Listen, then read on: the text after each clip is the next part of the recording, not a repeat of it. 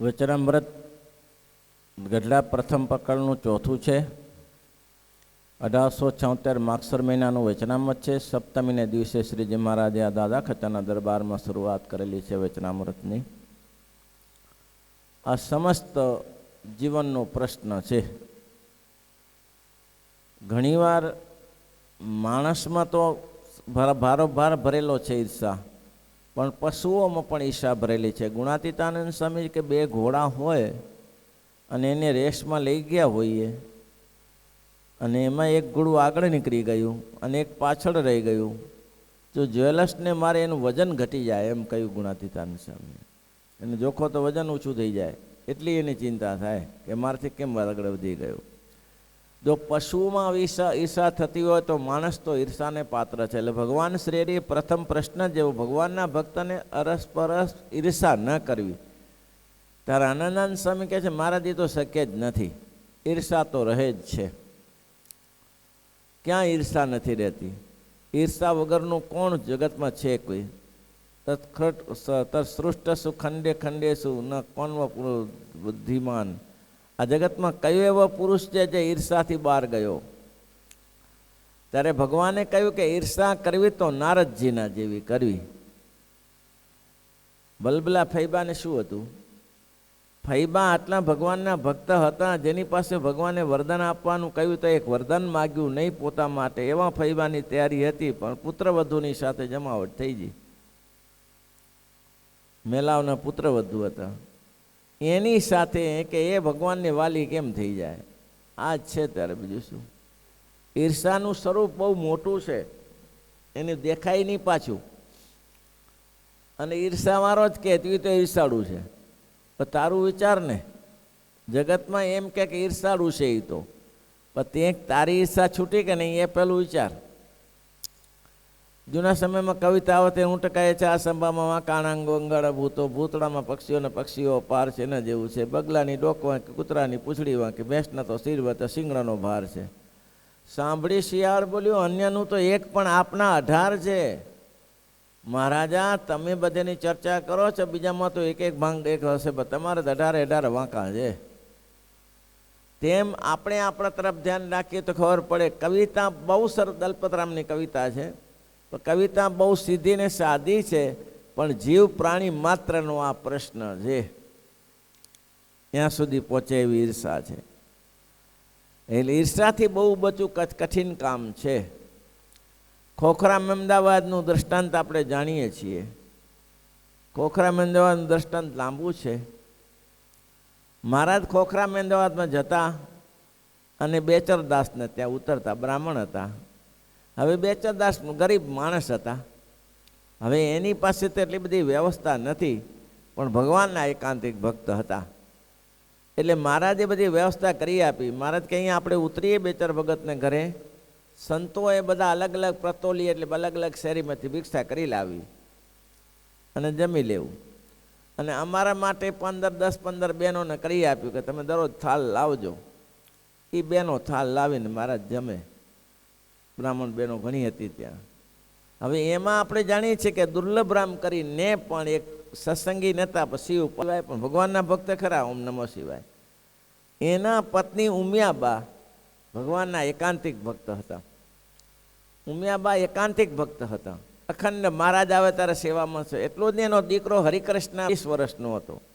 અને 20 વર્ષનો હરિકૃષ્ણને મહારાજને સવારે સૂર્ય ઉદયથી સૂર્ય અસ્ત સુધી સેવામાં રાખે. એ બેઠો રહે, મહારાજ જે આદેશ કરે એ તરત દોડીને કરે. પ્રસંગોપાત જતાં એના બાપને એના ઉમિયાબાએ એના પતિને કહ્યું તમે સ્વામિનારાયણ ભગવાન પાસે આવો, સત્સંગ કરો. કે ના ભાઈ તું જા, તું કરે ને હરિકૃષ્ણ કરે છે એમાં હું ખુશી છું, મને ઓમ નમો શિવાય કરવા દો. ઓમ નમો શિવાય. હવે બેની ભક્તિ પાછી એવી, પહેલાં 4-5 વાગે નાહી ધોઈ પવિત્ર થઈને ઓમ નમો શિવાય કરવા પહોંચી જાય અને આ ભગવાનનું ભજન કરવા બેસી જાય, બેસીને જ્યાં જગ્યા હોય ત્યાં. તો બેની ભક્તિ પાછી એવી. હરિકૃષ્ણ એવો સત્સંગી, ઘરમાં સત્સંગ તો 3 સાટે. પેલાનો શિવજીનો, આનો કૃષ્ણનો. આ બેન સમજાવે પણ કોઈ રીતે દુર્લભ બ્રહ્મ તૈયાર ન થયા, સત્સંગમાં ના આવ્યા. હવે એમાં ને એમાં એક દિવસ મહારાજ હરિકૃષ્ણ બેઠો હતો ને પૂછ્યું, હરિકૃષ્ણ માથા ઉપર હાથ ફેરવતા પૂછ્યું તો કે હા મહારાજ. તારે સાધુ થવું છે? તો કે હા મહારાજ થવું છે ને. તો તારે સાધુ થવા માટે તારા પપ્પા રજા આપે? તો કે ના આપે. તારી મમ્મી? તો કે મારી મમ્મી તો ખુશ ખુશ થઈ જાય. એમ? તો કે હા. ઈર્ષાએ કરીને શું થાય? તો કે સારું જુઓ, તને સાધુ નથી કરવો, તારું આયુષ્ય 4 દિવસનું બાકી રહ્યું છે. 5મે દિવસે હું તને લેવા આવીશ, તું તૈયાર છો? હા મહારાજ હું તૈયાર છું. અહીં રહેવું કે અક્ષરધામમાં રહેવું સરસ છે ને, શું ખોટું? સારું. 5મે દિવસે જે બહેનોની વારાફરતી જે બહેનોની રસોઈ હતી એ ઉમિયાબાની રસોઈ, મહારાજને જાળ થાળ જમવાની હતી. 5મે દિવસે ઉમિયાબા સવારે 3 વાગે નાહી ધોઈ પવિત્ર થઈ પૂજા પાઠ કરી અને રસોઈ કરવા લાગ્યા. 5 વાગ્યા ત્યારે હરિકૃષ્ણે કહ્યું કે બા બા. તો કે હા મને તાવ આવે છે. સારું. એની માં ગયા, હાથ ફેરવ્યો, કંઈ નહીં બેટા સૂઈ જા, તો હમણાં ઊંઘી જશે એટલે મટી ઉતરી જશે. હવે એમાં બરાબર 6:30નો ટાઈમ થયો, 6:30 થી 7નો. ત્યારે ફરીથી બોલાય કે બા ઉમિયા આવ, ઉમિયા બા બા આવ આવ આવ, આ મહારાજ આવ્યા છે, હું જાઉં મહારાજ જોડે? આ મહારાજ મને લેવા માટે આવ્યા છે, હું મહારાજ જોડે જાઉં છું. ત્યારે ઉમિયાબા કે હા ભગવાન લેવા આવ્યા હો તો સુખેથી જા હો, જરાય ચિંતા. હવે જવું તું અક્ષરધામમાં. નિષ્ઠા કેટલી બેનની, અજોડ નિષ્ઠા કે મહારાજ લેવા આવ્યા એ તો ભાગ્યશાળી છે કે આ જગતમાં શું કૂટી ખાવું છે. ત્યારે ભગવાન ભજવા માટે તો આ મનુષ્ય જન્મ છે. અને તારે જો આ જ અવસ્થાએ ભગવાન શરીરે તેડવા આવ્યા હોય તો જા. હવે શ્રીજી મહારાજ ત્યાં બિરાજમાન છે, પણ બાઈને શંકા નથી કે મારા દીકરાને જીવાડી દે, જરાય નહીં. જા પ્રેમથી જા. છોકરાએ દેહ છોડી દીધો, છોકરાને પથારીમાં લઈ લીધો. ઉમિયાબાને વિચાર આવ્યો, સૂતક લાગ્યો, હવે શું કરીશ, થાળનું શું થશે? પણ તરત નાહી ધોઈ પવિત્ર થઈને, ધન્ય છે સ્ત્રીઓને વાતો કરવી સહેલી છે, પણ સમય ઉપર કામ કરવું કઠિન છે. નાહી ધોઈ પવિત્ર થઈને પાછી રસોઈ કરવા લાગી પડી. છોકરો પથારી વસ પડ્યો છે ત્યાં. રસોઈ કરીને પેલા દુર્લભરામ હરિઓમ ઓમ નમો શિવાય કરવા શિવજી મંદિરમાં ગયા છે. ઘરે કોઈ નહીં. આ બેને ખડકી વાખી દીધી, રસોઈ તૈયાર થઈ. રસોઈ ભજીયા, દાળ ભાત, શાક, લાડુ, જલેબી જે કંઈ બનાવી અને 9:30-10 વાગ્યાનો ટાઈમ થયો ત્યારે બેન આ થાળ લઈને જરાય માથા ઉપર એક વાળ વાંકો ન થયો, સર ના પડી, મારો દીકરો મરી ગયો છે. મહારાજને જમાડ્યા. શ્રીજી મહારાજને કહ્યું મહારાજ જો વાંધો ન હોય તો મારે આજે તમને જમાડવા છે. મુરજી બ્રહ્મચારીને એક બાજુ, મહારાજ કે બ્રાહ્મણ છો, કોઈ ચિંતા નહીં. મુરજી બ્રહ્મચારીને કહ્યું તમે એક બાજુ બેસો. અને 2 ને 10-15 લાડુ કર્યા હતા. મહારાજ પ્રેમથી જમ્યા. શ્રીજી મહારાજ આમ તો 2 લાડુ 3 લાડુ જમે, પણ મહારાજે આજે બેનના પ્રેમના વશ થઈને 15 લાડુ પૂરા કરી નાખ્યા. મુરજી બ્રહ્મચારીએ કહ્યું અરે મહારાજ કોઈ ખવડાવે છે, પણ તમારે વિચારવું જોઈને આ કઈ લાડુ પેટમાં ટકતા હશે. મારે બોલશો નહીં અત્યારે. જે કંઈ જમવાનું લાવ્યા હતા બેનને પ્રસાદ આપ્યો નહીં પાછળ. કેમ અપાય એવું હતું નહીં. બેન પ્રસાદ લઈને શું કરે, મૃતક છે ઘરે. મહારાજ જમી ગયા, બેને વાસણ લીધા ગયા. પછી મુરજી બ્રહ્મચારીએ પૂછ્યું મહારાજ કંઈ સમજાણું નહીં. મહારાજ કે શું સમજવાનું હતું? મહારાજ પણ આટલું બધું જમ્યા, આખું થાળ પૂરો કરી નાખ્યો. મહારાજ કે હરિકૃષ્ણને ઓળખો? હા દરરોજ ઓળખું જ, એને કોણ ન ઓળખે? હરિકૃષ્ણ આ દરરોજ અહીંયા આવે છે, દરરોજ સૂર્યોદય આવી જાય છે, અસ્ત થાય તો જાય. આજે આવ્યા છે? તો કે નથી આવ્યા, કંઈ કામમાં હશે. મહારાજ કે હરિકૃષ્ણ કાંઈ કામમાં નથી, અને અમે અક્ષરધામમાં લઈ ગયા છીએ. હરિકૃષ્ણને અક્ષરધામમાં લઈ ગયા છીએ. તો કે એ ઉમિયાબાને ખબર નહીં? તો કે એને ખબર છે ને. ઉમિયાબાને ખબર છે, અને તમારા માટે થાળ બનાવ્યો હોય ને? તો કે આ થાળ બનાવીને અમે જમ્યા ને, પ્રેમથી જમાડ્યા ને અમને. મહારાજને મુરજી બ્રહ્મચારી કે ધન્યવાદ છે. પોતાનો દીકરો પથારી વસ છે, હજી વિધિ કરી નથી, ઘરે દુર્લભરામ નથી, એ ત્યાં ગયા છે ને અહીંયા કને છોકરો મૃત્યુ પામી ગયો, અને એને બધી વિધિ મહારાજને જમાડી દીધા. જમાયા પછી ઘરે ગયા અને દુર્લભરામ આવ્યા. પછી બધી વિધિ કરી, પણ દુર્લભરામને બહુ દુઃખ લાગ્યું, બહુ દુઃખ લાગ્યું, બહુ દુઃખ લાગ્યું. એમ થયું ઓહો, એકનો એક છોકરો અને મહારાજે લઈ લીધો. પણ હવે દુઃખમાં આશ્વાસન કોણ આપે? એટલા જ માટે આ જગતમાં એમ કહે છે સંત પરમ હિતકારી જગતમય, સંત પરમ હિતકારી, સંત પરમ હિતકારી જગતમાં. એ પ્રભુપાદ પ્રગટ કરાવત પ્રીતિ, પ્રભુપાદ પ્રગટ કરાવત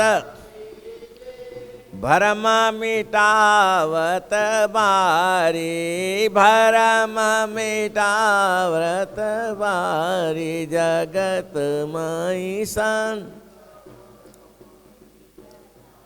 હે બ્રહ્માનંદ સંતન કે સોબત બ્રહ્મ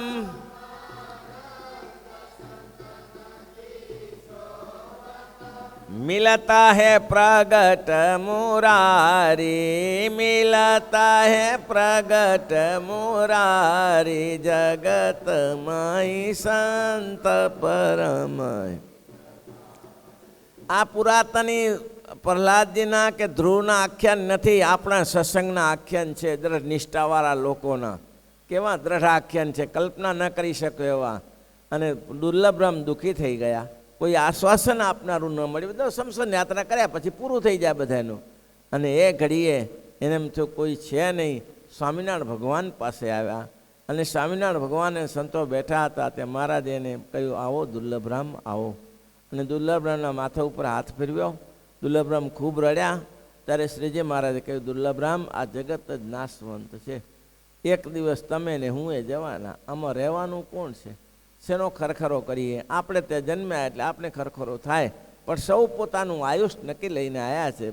દુર્લભરામને બહુ ગમ્યું એમ છે, ઓહો હો હો, આવા મહારાજ અત્યાર સુધી સત્સંગમાં કંઠી બાંધવા નહોતા આવતા, પણ આજે છોકરો મૃત્યુ પામ્યો એટલે દુર્લભરામ તરત આવીને મહારાજ પાસે બેઠા અને મહારાજને કે મહારાજ તમારા સિવાય અમારું કોણ રક્ષણ કરે?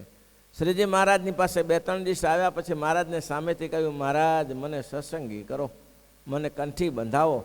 અને આ દુઃખના સમયમાં શ્રીજી મહારાજે તેને દુર્લભરામને કંઠી પહેરાવી। દુર્લભરામ સત્સંગી થયા, ઉમિયાબા ખૂબ રાજી થયા। ઉમિયાબાને પોતાનો હરિકૃષ્ણ ધામમાં ગયો એનું દુઃખ ન હતું, પણ એનું મોટામાં સુખ આવી પડ્યું। કયું સુખ? તો કે આ મારા પતિદેવ ભગવાનના ભક્ત થયા। હવે ઈર્ષા શરૂ થઈ। હવે શ્રીજી મહારાજ તો ખોખરામ અમદાવાદમાં ઘણીવાર અમદાવાદમાં જતા। હવે મહારાજ ત્યાં જાય તો બેચરદાને ઘરે ઉતરે।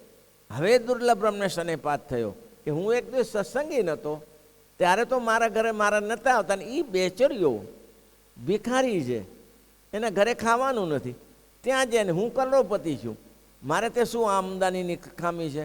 અહીંયા ઢગલાબાદ આમદાની છે, તો અહીં નથી ઉતરતા અને ત્યાં ને ત્યાં ઉતરે। હવે બેને સામે સામે ઈર્ષા થઈ, લેવા દેવા વગર એવી ઈર્ષા થઈ કે મહારાજ સભામાં આવે, તેમાં જો સભા વિશાળ ભરાઈને બેઠી હોય તો એમાં દુર્લભરામ આવે એટલે બેચરદા ઊભા થઈને રવાના થઈ જાય। બેચરદા ઊભા થઈને રવાના થઈ જાય। બેચરદા ગરીબ માણસ હતા, બહુ કંઈ એ પૈસાદાર નહોતા, ને બેચરદાને એવું માને નહીં, પણ બેચરદા ઊભા એટલા માટે થઈ જાય કે જો હું ઊભો નહીં થાઉં તો ગમે તે મહારાજના સામે આ બોલશે ને તો મહારાજને અઘરું પડી જશે, મહારાજને ખરાબ લાગશે અને એને સાફ આપી દેશે। એટલે દુર્લભ બેચરદાની આ રીત, બીજી કોઈ નહીં, એટલે ઊભા થઈ જાય। હવે દરરોજ ઊભા થતા હતા, એમાં એક દિવસે મહારાજે કહ્યું કે બેચરદા બેસો બેસો બેસો, ઊભો છોકરા હતા। ના મહારાજ મારે જરા કામ ભલે છે, હું બેઠો છું, બેસો। બેઠા અને મહારાજે બધી વાત કરી સભામાં। મહારાજ કે જુઓ આ સ્વભાવ તો આ હીન ટળાય, ભગવાનના ધામમાં સ્વભાવ ટાળવાતા નથી। આ મૃત્યુલોક જ એવો છે, પોતાના સ્વભાવ સુધારવાનો મૃત્યુલોક છે। અહીં કોઈ સ્વભાવ સુધારે તો જ ભગવાનના ધામમાં જવાય, બાકી ભગવાનના ધામમાં જઈને સ્વભાવ સુધરતા નથી। કદાચ ગયો હોય તોય શું થાય? હમણાં જ નિત્ય સ્વરૂપ કીધું હતું કે આપણે અક્ષરધામમાં કોઈ લોકો બહુ ભક્તિ કરીને જાય અને કોઈ સામાન્ય ભક્તિ કરી હોય તો ભગવાનના ધામમાં જાય। મેં કીધું જાય, ધામમાં તો પહોંચી જાય તો એને અધિક સુખ મળે અને આને સામાન્ય સુખ મળે। મેં કીધું રાજા છે અને રાજાના કર્મચારીઓ છે, આખા રાજ્યમાં હોય, આખા રાજ્યમાં કર્મચારીઓ હોય, પણ જે કર્મચારી રાજાને સમીપે સિક્યોરિટીમાં રહેતો હોય, એની જે એના શું કહેવાય આસિસ્ટન્ટ તરીકે કામ કરતો હોય, એ જે રાજાનું સુખ મેળવી શકે, એ પેલો સિક્યોરિટી દૂર રહેનારો પટાવાળો ના મેળવી શકે। આ પોલીસ એનો કર્મચારી જ છે, એ સુખ ના મેળવી શકે। કેમ છે તો રાજાનું જ ને। તેમ અક્ષરધામના ગયા પછી જે મહારાજનું સાનિધ્યનું સુખ મળે એ તો ભગવાનના એકાંતિક ભક્ત સિવાય કોઈને ન મળે। શ્રીપતિમ શ્રીધરમ સર્વદેવ વિશ્વ